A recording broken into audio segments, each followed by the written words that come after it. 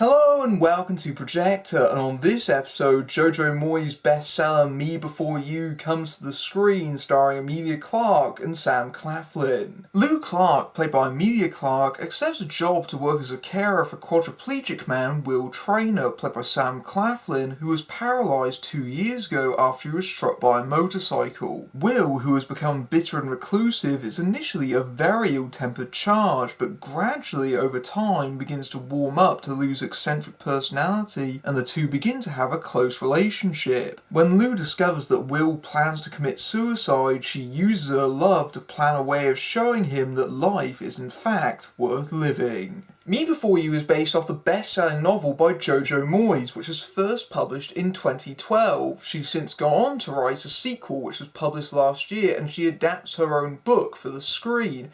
And this story very much fits between Nicholas Sparks and John Green, and you can really tell that when New Line and MGM optioned this book, they were very much wanting something akin to The Fault in Our Stars, to the point where this has even opened exactly where The Fault in Our Stars did 2 years ago, and they really want to replicate its success.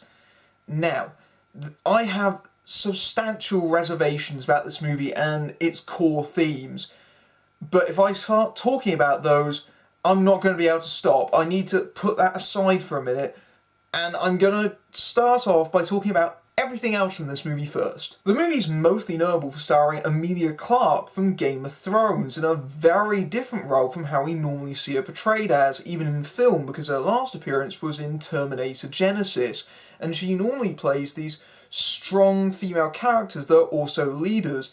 Here she plays this woman in her 20s who is very directionless. She's just lost her job at the beginning of the film and she becomes carer for Sam Claflin's character. You can really tell that they're trying to make this character very quirky and cute, because the way that Clarke is dressed, she's in these adorably appalling clothes and these hideous furry jumpers and things like that, and I found her character to be somewhat cloying. There comes a point where that feels incredibly forced. Clarke is known for the fact that she seems to act with her eyebrows a lot. They go into overdrive here. She is scrunching up her face to the point of contortion practically to just show you how pixie cute she is, and it's just a little bit grating.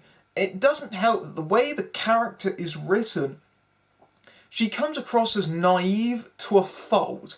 Now, I am aware that you don't need to have medical experience to become a carer. At the same time, I do think that someone like her should probably have a little more common sense about her, because there are several instances in this movie where her accidental neglectfulness does put her charge in danger.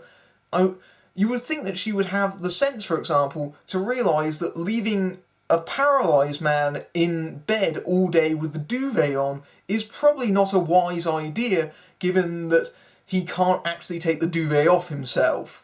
But no, she allows that to happen and nearly gets him in very serious danger. I think what Clarke is trying to achieve here, and doesn't quite get, is what Lily Collins did so naturally and so perfectly in another book adaptation that happened to star Sam Claflin, Love, Rosie, in that she's meant to be this adorably clumsy kind of person, and when it's not being thrust down our throats, Clarke does actually become winning on occasions, especially when the character matures through the narrative. When it comes to Sam Claflin's character Will, it's a very complicated performance because of having to handle the issues related to the character, but also make him a charming, convincing romantic lead, and Claflin does that part perfectly. He showed that in Love, Rosie, and we see that again here, but it takes a while for that to become apparent, because when we first encounter Will, he's this very, very bitter individual. He's full of this pent-up anger and frustration which takes it out as just sarcasm and bitterness fired at every direction, especially at those who he believes are being forced to try and help him. I did find the character quite hard going, but he is somewhat amusing when he is quite biting. There is a certain amount of wit. But once Will as a character thaws out somewhat, as represented by a scene where he shaves off his beard, Claflin becomes a lot more likeable. And I think on a romantic level, this movie is quite successful because the pairing of Clarke and Claflin is very successful. They do have a lot of chemistry together whenever they're on screen, and it builds up across the running time. They make for a very cute couple, and you can tell that because there are several scenes where they just leave the camera running, basically. They just have them in very tight close-up, just talking to one another. Incidentally, it's very weird to have a film where the actor and the character both share the same surname, and what makes this even more pronounced is that Will constantly refers to her by her last name, so you'll get lines like, "You don't know very much, do you, Clarke?" And for a minute you think, hang on, are they breaking the fourth wall? No, it's just a really distracting coincidence. This movie has a surprising number of recognisable faces in it, and I know that's because the British acting industry, most of them have appeared in Game of Thrones, Doctor Who or Harry Potter at one point or another, but it's still feels like the casting director said, okay, you know all those popular fantasy franchises? We're going to get actors from all of those. So you have Janet McTeer and fellow Game of Thrones star Charles Dance playing Will's parents, who give some nicely understated, if somewhat underutilised performances as they try and come to terms with Will's decision, and it's casting very much of a toll on them, and I kind of wish that their characters were a little bit more present in the movie. You also have Jenna Coleman from Doctor Who playing Emilia Clarke's sister. Try wrapping your head around that one. And she shows up in a few scenes to offer some helpful advice. You've also got Harry Potter actor Matthew Lewis. That's right, Neville Longbottom is in this movie, and he plays Emilia Clarke's boyfriend, this fitness-obsessed entrepreneur. And in case you didn't know that, it's written on his shirt when he goes jogging the first time we see him. And this character is so obsessed with athletics, jogging, and fitness that you do wonder, how exactly was she attracted to him in the first place? He is literally the complete opposite of everything that she is. And you know where this is going, and he just feels like this very stock, underdeveloped 2D character that is only obsessed with one thing in particular. Joanna Lumley even pops up at one point for one scene, and she's purely there to say how much of a cute couple Will and Lou make. And I did enjoy that scene, but I think it's mostly for the fact that any movie is improved by having Joanna Lumley in it, no matter how briefly. The movie is directed by Thea Sharrock, who is making her film debut here. She's much more well known for her theatre work, and it's clear that's what's got her the job here, because her role basically means that she has to manage the very difficult subject matter of disability, but also make it this fairly light, romantic movie.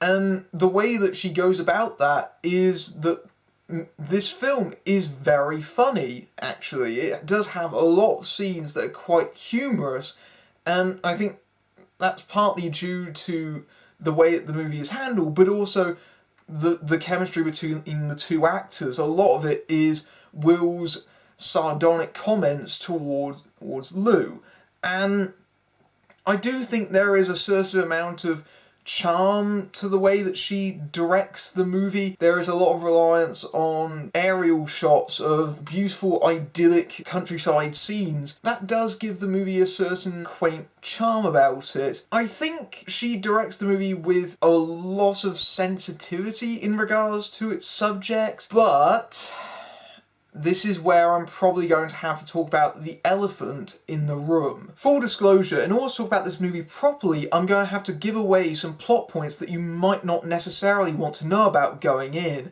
and if that is the case, I'm afraid you're going to have to turn back the video now. However, if you want to see my full opinion, keep watching. Okay, so let's stop dancing around the subject. This is a movie about euthanasia, assisted suicide, which is a very complicated issue. This is set up early on when Lou finds a letter from Dignitas. There are lawyers coming in and out, arranging his affairs, and Will has said to his parents that he is going to live out the next 6 months of his life and then end it. He's given them notice, essentially. And so the dramatic conflict here is whether or not Lou can convince him otherwise. And to the film's credit, I think it understands that it is dealing with this very difficult ethical issue. There is no right or wrong answer here. This is very much on a case-by-case thing, and it's what the individual feels. And if Will feels that way, then that is his decision.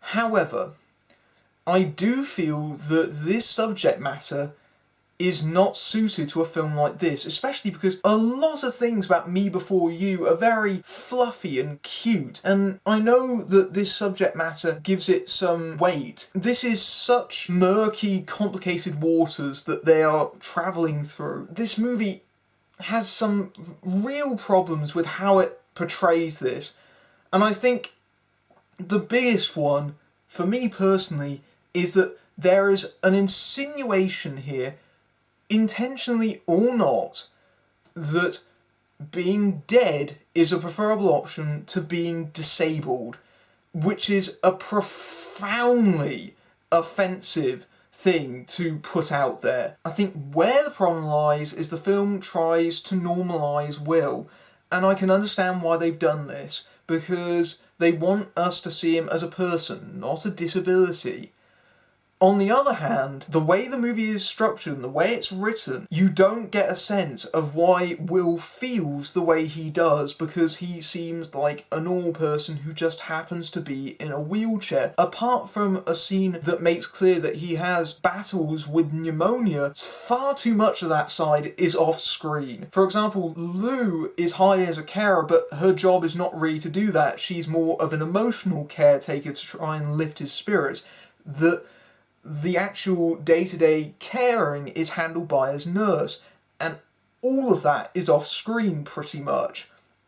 So we don't see things like him being hoisted or him having to be washed and cleaned, and things that would make us understand his position, things that would make us understand why he would feel like he is lacking in privacy and independence. That makes it difficult to really judge what he wants to do. And I know that showing that stuff would take away from the lightweight romantic angle, but if you're dealing with this subject, you need to show it.